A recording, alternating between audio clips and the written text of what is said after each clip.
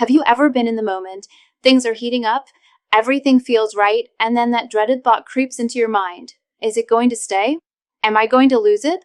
And the more you worry about it, the more you can physically feel it start to fade.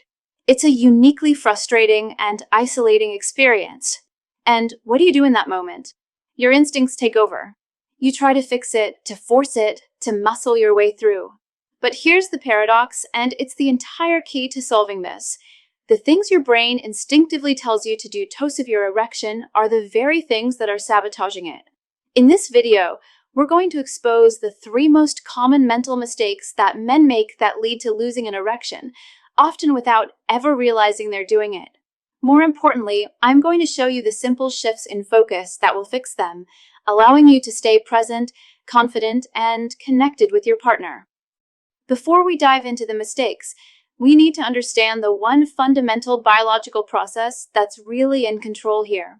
Think of it as the battle between 2 opposing forces in your body. For an erection to happen and be maintained, your body needs to be in a state of relaxation. You need blood to flow freely into the penis. Imagine a garden hose. To water the plants, the spigot needs to be wide open. This state of relaxation is governed by one part of your nervous system. But there's another, much more powerful force, your survival instinct, which is governed by a hormone called adrenaline. Adrenaline is your fight or flight hormone. When your brain senses any kind of threat, whether it's a real danger or just a high-stakes, anxious thought, it floods your system with adrenaline. And what does adrenaline do? It's a vasoconstrictor. That's a technical term, but all it means is that it squeezes your blood vessels shut. It closes the garden hose. Why? Because in a survival situation, your body isn't concerned with sex. It's concerned with redirecting that blood to your large muscles so you can either fight or run away. An erection requires an open hose. Adrenaline aggressively closes it. The 2 cannot coexist. Every single mistake we're about to cover is simply a different way of accidentally triggering that adrenaline response, and it's the reason why trying harder always fails. So now you understand the enemy, adrenaline. We've just covered the psychological triggers, the anxious thoughts that release this erection-killing hormone. But what if you could make your body more resilient to these triggers at a fundamental, cellular level? What if you could address the real, underlying biochemical reason that makes you so susceptible to that adrenaline rush in the first place? It turns out you might be able to. I recently came across a fascinating video from a biomedical engineer that reveals a bizarrely simple 7-second home remedy designed to do exactly that. It's a 100% natural approach that reverses the root cause of these performance issues, allowing your body to achieve powerful, lasting erections on command. This is something you need to see for yourself. To watch this short, eye-opening video right now, just open the camera on your phone and point it at the QR code you see on the screen. It will take you straight there. I've also pinned the direct link at the very top of the comments section below this video. Now, while that remedy addresses the core biochemical issue, it's still crucial to understand the bad mental habits that trigger the problem in the first place. Knowing both gives you complete control. So, let's dive into that first common mistake. This brings us to the very first mistake, which often happens hours before you're even with your partner. I call it the pre-game checkup. You know what I'm talking about. You're on your way to a date or getting ready to be intimate. You're feeling a little nervous, a little insecure about whether you'll be able to perform. So, you start doing these little checkups. Maybe you discreetly touch yourself while driving, or you go to the bathroom and try to wake things up just to reassure yourself that everything is in working order. You're essentially asking your body, hey, are you ready to go? Can you do this? You're looking for proof of an erection before there's even a reason to have one. Here's why this is so destructive. You have just turned sex into a pass/fail exam before it has even started.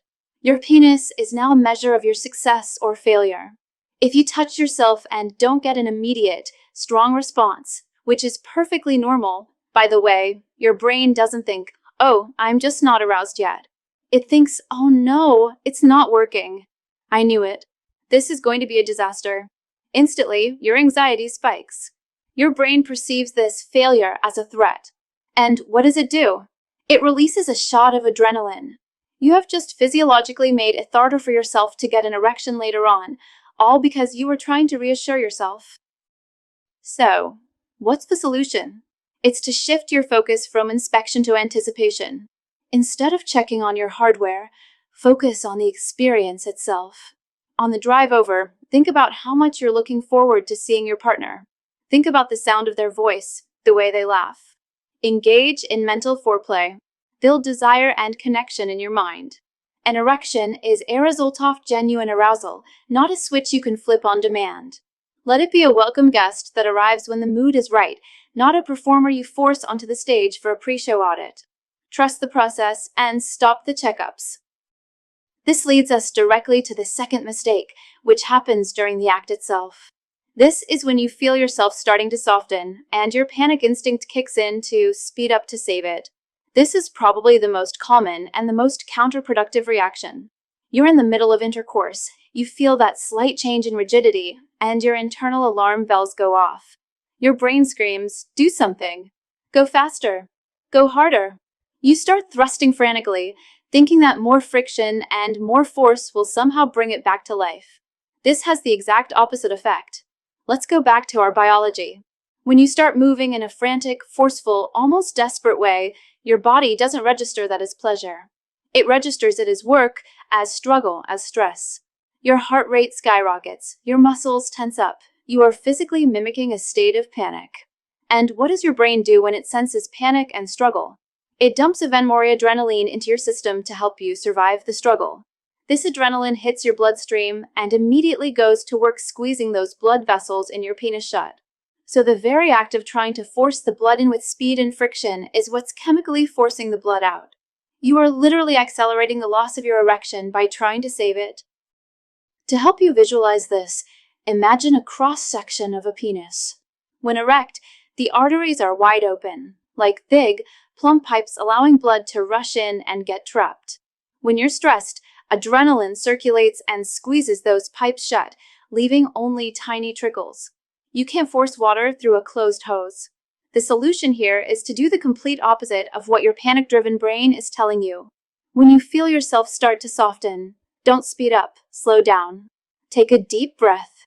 Stop thrusting for a moment. Just hold your partner. Kiss them deeply. Look them in the eyes. Change positions to something less demanding, where you can just relax and feel their body against yours. The goal is to consciously deactivate the threat response. By slowing down, breathing, and reconnecting, you're sending a powerful signal to your brain that says, there is no danger here. We are safe. It's okay to relax. This calmness is the antidote to adrenaline. It allows the blood vessels to open back up and invites blood flow to return naturally. The third mistake is the most subtle because it happens entirely inside your head. It's when you become the performance monitor. This is when you mentally check out of the experience and become a spectator of your own body. Instead of being present with your partner, feeling them, enjoying them, connecting with them, your entire mental focus goes down to your penis. Your internal monologue sounds like this. How's it doing? Is it hard enough? Oh, I think it's getting a little soft.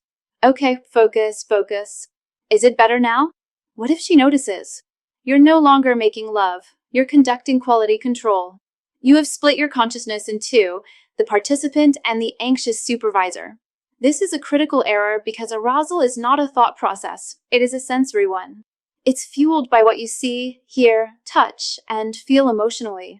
When your mental spotlight is aimed at your own penis, it is, by definition, not aimed at your partner. You're missing all the sensory input that creates arousal in the first place. And this active monitoring is, at its core, a form of anxiety. It is a worried, judgmental state of mind.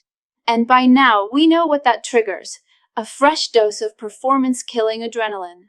The solution is to retrain your focus. It's a practice, like meditation, called sensory focusing. The moment you catch yourself monitoring, you must consciously and actively redirect your attention away from yourself and onto your partner.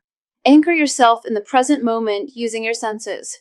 Pick one sense and dive into it. Focus entirely on the sight of them.